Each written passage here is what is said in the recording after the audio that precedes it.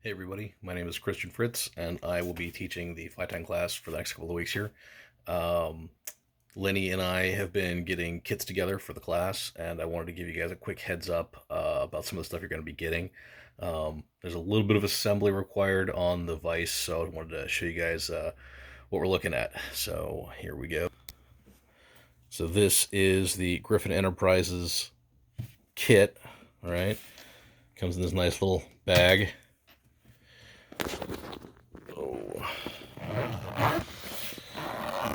Unzip it, open it up. Yours won't have dog hair in it because as soon as anything opens up at my house, it's covered in dog hair. And this is what we're looking at. So your kit will look something like this. All the parts are there at least. I might have put them in the wrong places. But basically, you've got these pieces for the vise. This is your clamp to clamp it onto your desk or table or wherever you're going to be tying. There we go. And this is the jaws for your vise. I'll show you real quick how to put this together, and we will talk briefly about the different tools that are in here. So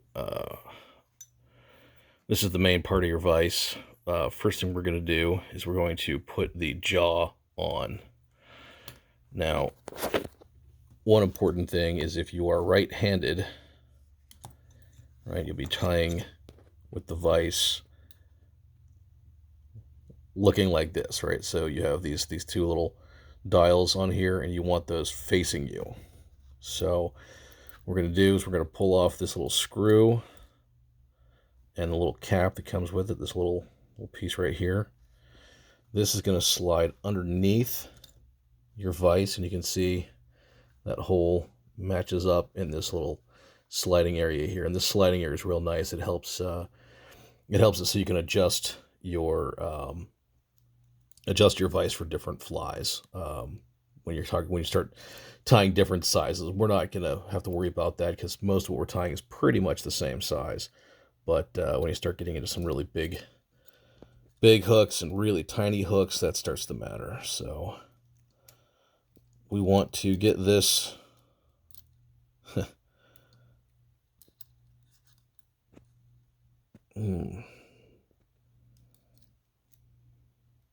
to be smarter than the vise.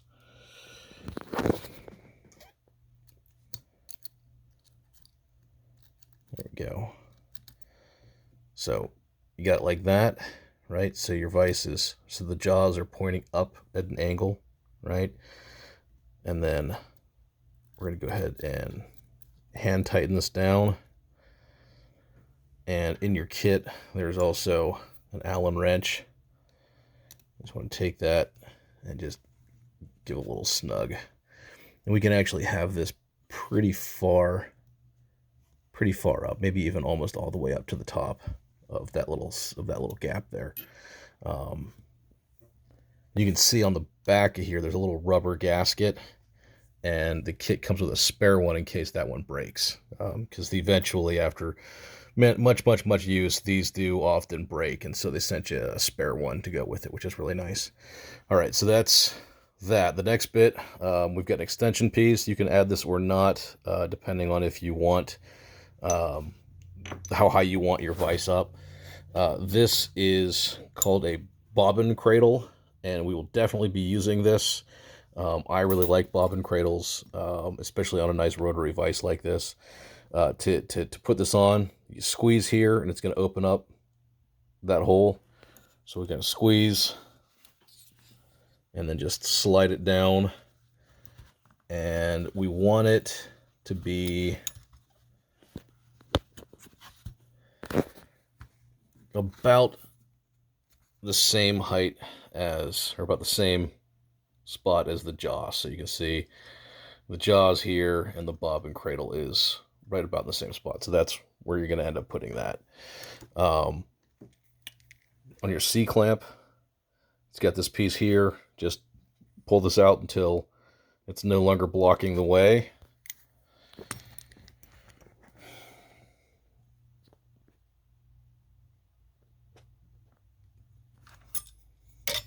You're just going to take your whole vise assembly, put it in there, and then tighten this up so that it's staying in place. And depending on how you have it set up on your table or your desk, obviously it wouldn't work for me here like this because it's facing the wrong direction. But if I had it on the corner like that, right, that's going to be the perfect orientation. So, you know, you can loosen it and turn it 90 degrees this way or whatever you need. So that's set up for your vise. There are some little pieces back here, right? These little knurled pieces allow you to make adjustments on how tightly everything is wound, so you can make it easier or harder to turn your vise. We don't want it to spin like super freely, but we don't want it to be real hard to turn either. We want it kind of somewhere in between, so that we can pretty easily turn it and have it stay in one spot, right? But we can still turn it pretty easily with one finger, just spinning it like that, because we're going to use both of those features. We want to be able to spin it freely when we're wrapping things, and we also want to be able to turn it and have it sit still like that. So that's kind of how you want to have that set up. We'll talk about it more in depth when we start tying, but I'll show you real quick. These two circles are opening and closing the jaws. When you put a hook in the vise, just grab. Oh, there's hooks out over there. Of course, there's hooks out. It's my fly tying desk. There's always hooks out because I'm terrible at cleaning things up. All right, so when you first put a hook in, you want to make the gross adjustment, the big adjustments, with this little knob, right? So come on, am I turning it the wrong direction?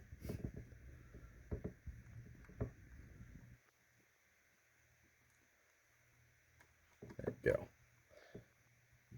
This is a lot harder one-handed.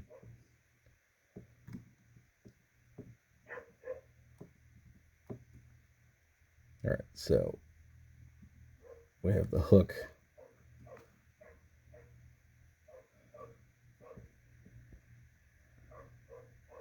in the vise, right?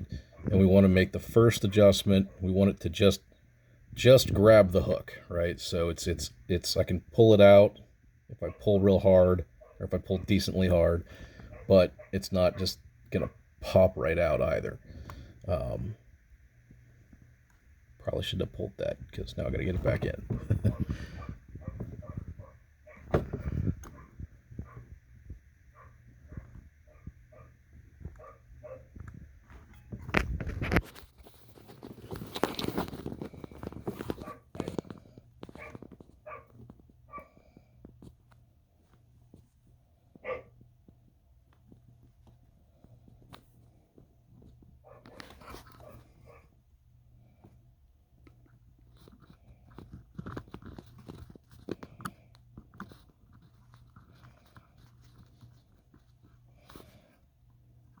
Okay, there we go, finally.